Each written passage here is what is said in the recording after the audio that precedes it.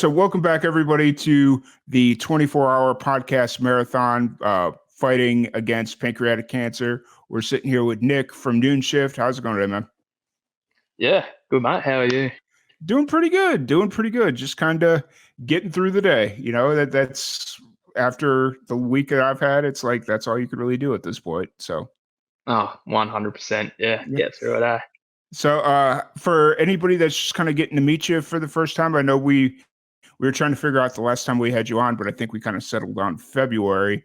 Kind of break down your story. How did Noon Shift kind of come together? Yeah, totally. So I guess it all started almost 10 years ago when we all met in the junior guitar ensemble and started playing together. And since then, we've never really looked back. Um, yeah, it's been a lot of fun. People have come and gone throughout the years. We've played a lot around Sydney and recorded a couple of EPs, worked on an album, working on a new one now. So it's been a great journey so far, I got to say. Nice. One thing I've been meaning to ask is how's Sydney kind of bounced back from the pandemic? Yeah, I'd say it's mostly better.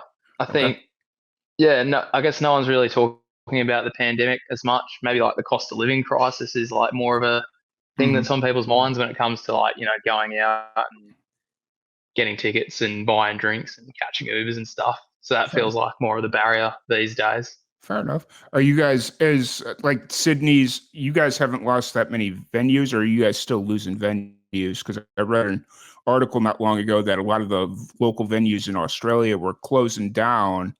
I think it was more insurance stuff that was kind of going on, but I was reading an article that you guys were losing a lot of venues. Yeah, yeah. I think we've had a couple. We've definitely lost a couple in Hmm. Sydney. We've had a couple on the brink. One of the local pubs near us that's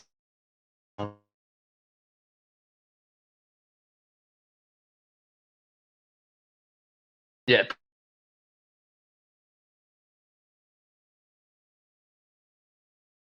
boarding house or something.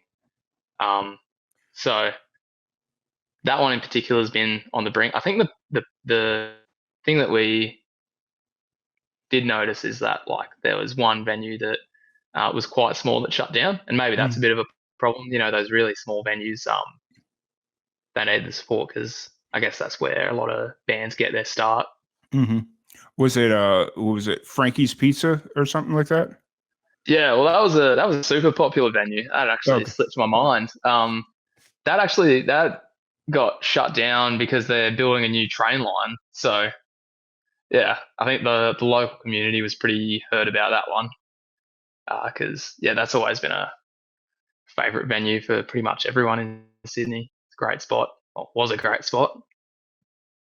It's the one that I kind of was first introduced. Obviously, I've never been to Sydney, but a lot of the bands that we had early on during the pandemic, like the series of podcasts we did during the pandemic, a lot of bands would talk about going to play at Frankie's or like whatever. And so that's kind of that one venue that I wish I would have been able to go to, but obviously now not going to happen. So,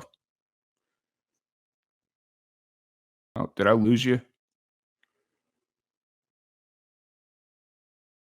Okay, you're back. All right. Sorry, I thought I Sweet. lost you for a second. All right. I don't know if it's my internet, Australia's internet. Like I've had a few different Australian artists come out, and the internet's been sketchy. So, Uh-oh. but it could be mine, as for all I know. But it is what it is.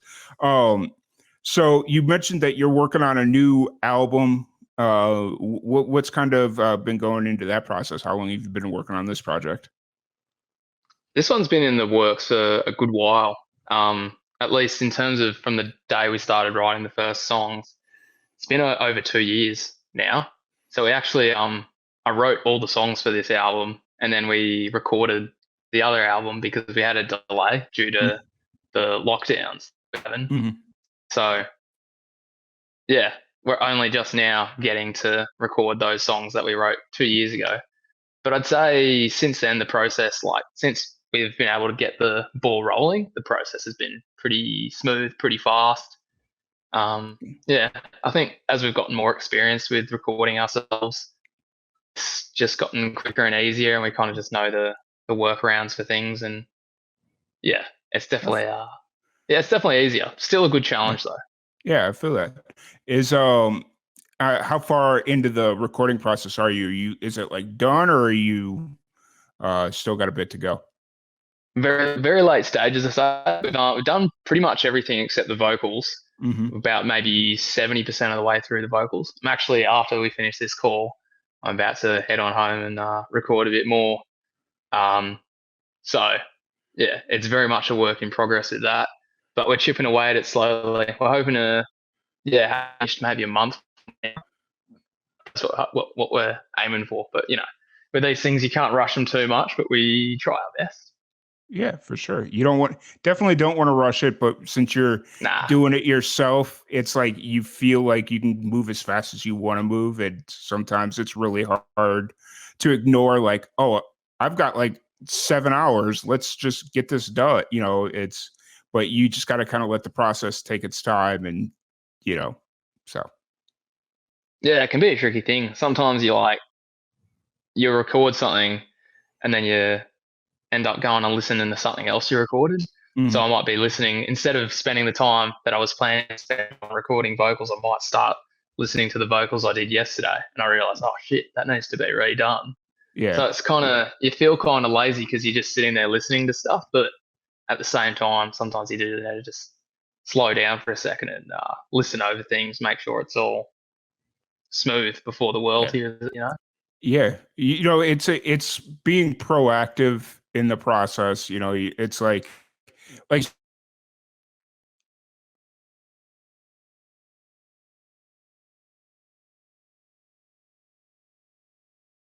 quality control, like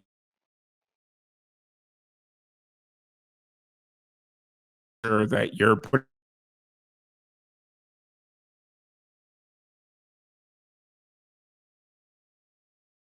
you know I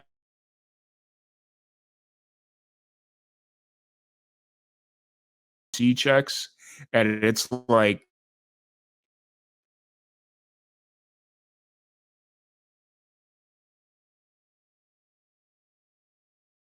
just kind of listening to music that wasn't checked. Yeah, I suppose when you're listening to something, you want to make sure the person who's made it, really checked it over and made sure they were 100% happy with it. Yeah, for sure, for sure. How's the show's been going for you? Are you playing pretty consistently right now, or where are you kind of at there? Yeah, it's actually been fairly quiet as of recently. We've really been focusing on getting this album done, so pretty much all of our time's been devoted to that as a band. Um, I think the last time we played was May. It was just at a Oh, local venue here in Sydney, but we're very much looking forward to jumping back into it. Like, yeah, very keen. nice. And do you guys usually tend, just like as a band, do you usually tend to like cool down here as you approach like Christmas and stuff like that? Because obviously, I know in Australia, like the seasons are different. Like Christmas would seem like to be the time that you start ramping back up because it's actually like really nice out. Yeah, Oh, it's a little weird actually. Because I know for some bands, like Christmas and New Year's is massive. uh-huh. I can't say we've reached that stage yet because, in Australia, we have like the massive festivals around New Year's time. Hmm. We're not just at that level yet, but Yeah, we're hoping that, in the next couple of years, there'll be opportunities like that to, yeah, really make the most of that holiday yeah, season. yeah, for sure. I'm really hoping to use the music festivals as a reason for me to come out to Sydney or Melbourne, like wherever it is I go, you know, Yeah, totally. because those festivals, it makes visiting so much easier. Yes, you're basically just there for the festival and you don't really get to see a whole lot of the surroundings. Like if you want to go see like, I don't know what the tour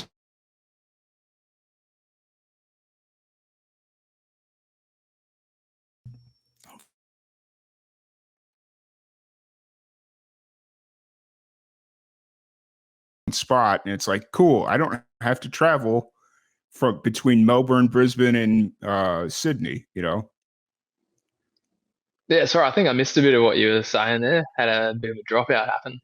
Oh shit. Sorry. No, No, all good.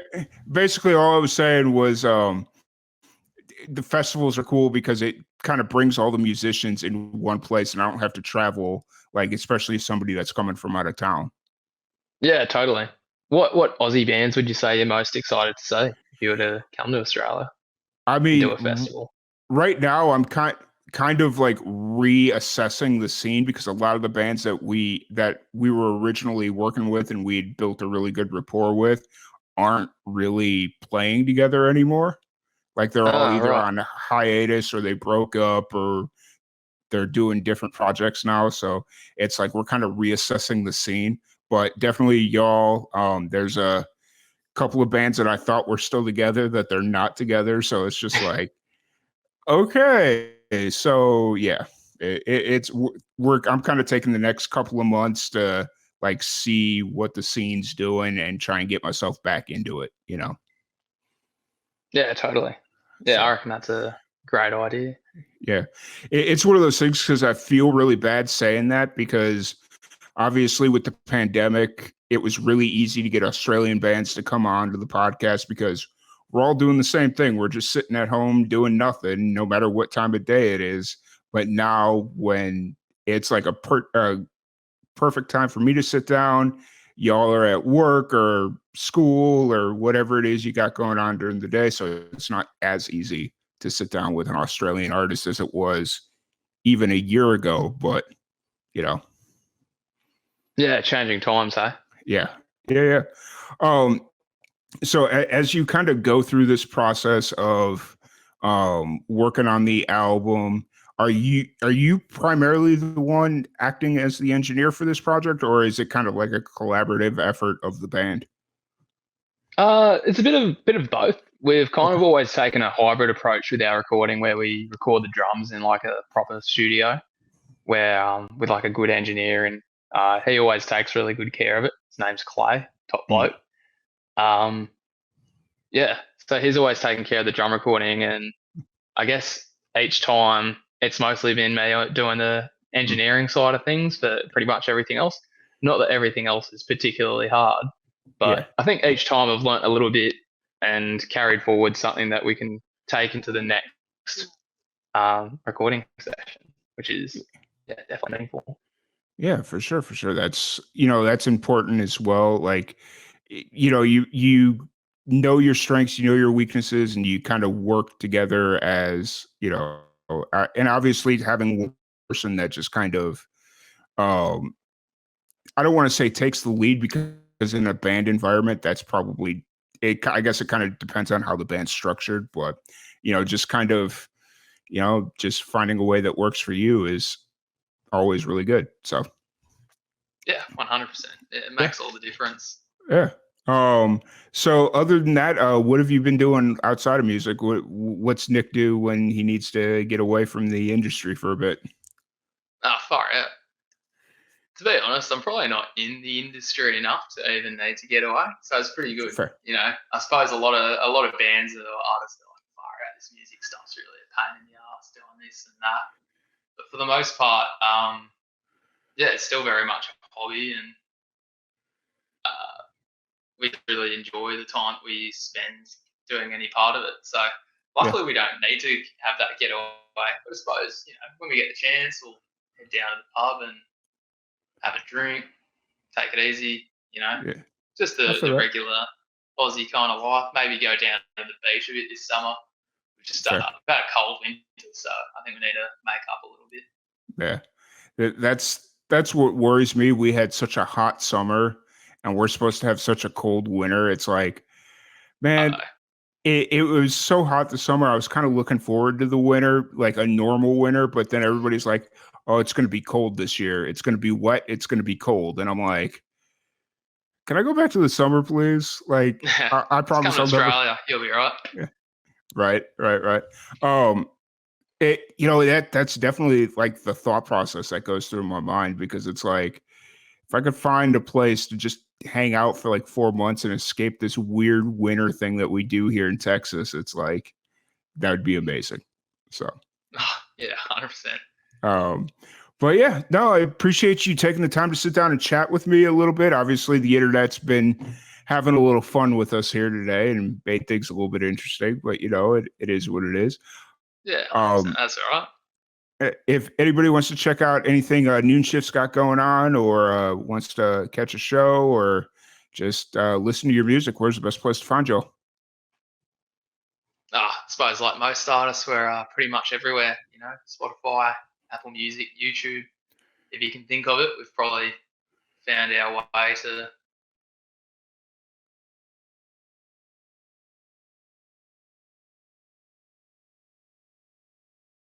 Did Noon Shift the name for the